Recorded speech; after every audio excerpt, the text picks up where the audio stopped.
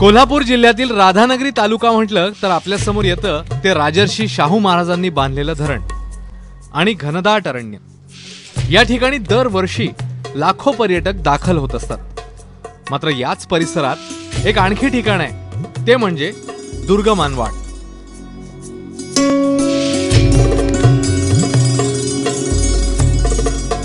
कोल्हापूर पासून 60 आणि राधानगरी गावापासून अवघ्या 8 किलोमीटरवर घनदाट जंगलातून वाट काढत दुर्गमानवाड या गावी जावं लागतं। आता या परिसरात चांगला रस्ता केल्यामुळे इथे भाविकांची मोठी वर्दळ वाढली आहे। दुर्गमानवाड परिसरात एक पुरातन छोटं मंदिर आहे। हेच अवघ्या राधानगरी तालुक्यातल्या ग्रामदेवतेचं म्हणजेच विठ्ठलाई मातेचं मंदिर।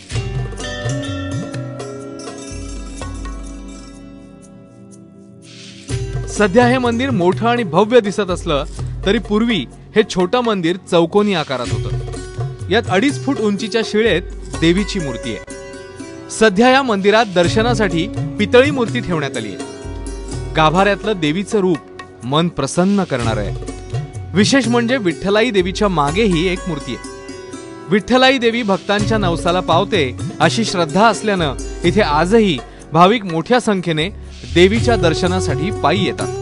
पूर्वीपासून मंदिराभोवती देवीची पूजा अर्चा करणारे गुरव समाजातील घरं इथे आहेत। गुरव समाजातील पुजाऱ्यांकडेच पूजा अर्चा आणि मंदिराची जबाबदारी पूर्वापार चालत आलेली आहे। मंदिराचा कळस 51 फुटांचा आहे।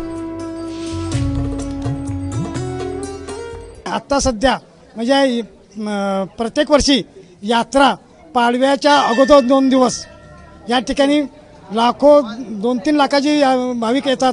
इथं नवसाला पावणारे सर्व लोक या ठिकाणी येऊन यात्रेला महसूल करतात।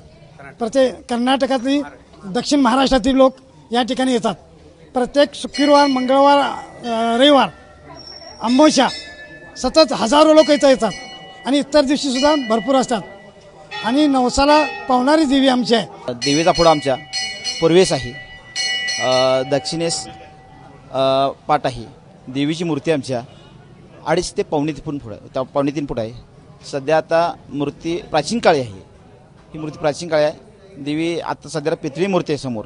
आतमध्ये देवीची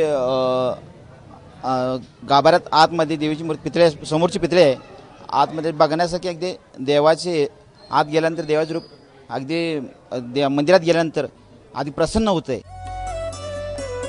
सह्याद्रीच्या कुशीत डोंगर माथ्यावर निसर्गरम्य वनराईत विठ्ठलाई देवी वसली। पुरातन काळी दुर्गमानवाड आणि कातारळे या परिसरामध्ये तारकासूर आणि व्याघ्रासूर नावाचे 2 राक्षस होते। हे राक्षस त्या भागातील लोकांना वेगवेगळ्या मार्गांनी त्रास देत, त्यामुळे त्या परिसरातील लोक भयभीत होऊन जीव मुठीत धरून राहत असत। कालांतराने तिथले लोक एकत्र आले आणि त्यांनी भगवंताचा धावा सुरू केला। भजन कीर्तन सुरू केलं। हर हर शंभू महादेव अशी घोषणा चालू केली। त्यावेळी पश्चिमेकडील काही अंतरावर वाघाच्या डरकाळ्यांचा आवाज ऐकू आला। तो आवाज कमी कमी होत गेल्यावर त्या किरणातून आवाज घुमू लागला, कैलासनाथा तुझ्या भक्तांचे रक्षण केले आहे, त्यामुळे या भक्तांच्या कल्याणासाठी या भागात अंशरूपी कायमचे रहा, असा तेजस्वी किरणातून आवाज आल्यानंतर आपली आज्ञा माता असे म्हणून ती तेजस्वी किरणे भैरी डोंगराच्या पायथ्याशी गुप्त झाली। ईश्वराने तेजस्वी प्रकाशाकडे उठाबाई अशी हाक दिली होती। बरेच वर्ष झाले, आता जवळजवळ 22-23 वर्ष झाले मी इकडे येत आहे आणि मला इथं आल्यानंतर खूप समाधान वाटतं, म्हणून मी देवीसाठी येते। भक्तिभावानं आल्यानंतर जे पाहिजे ते समाधान मिळतंय आणि त्याच्यासाठीच मी आज जवळजवळ 36 वर्ष या ठिकाणी येते। विठ्ठलाई देवीला पूर्वी दुर्गा माता म्हणत। रूढी परंपरेने विठ्ठलाई असं नाव प्रचलित झालं। दुर्गमानवाड इथे गुढीपाडव्याच्या 2 दिवस अगोदर विठ्ठलाई देवीची यात्रा भरते। या यात्रेला महाराष्ट्र आणि कर्नाटक राज्यातील लाखो भाविक दाखल होत असतात। तर नवरात्रोत्सवात 9 दिवस धार्मिक कार्यक्रम आयोजित केले जातात।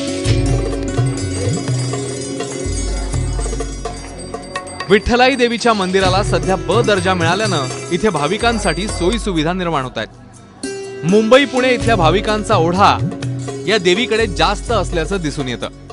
नवसाला पावणारी देवी अशी प्रचिती असल्यानं या मंदिरात राजकीय पुढाऱ्यांची वर्षभर रेलचेल असते। पुरातन मंदिर, सभोवताली हिरवीगार वनराई आणि भक्तांच्या अपेक्षा पूर्ण करणाऱ्या या दुर्गमानवाडच्या विठ्ठलाईचं दर्शन आपणही नक्की घ्या.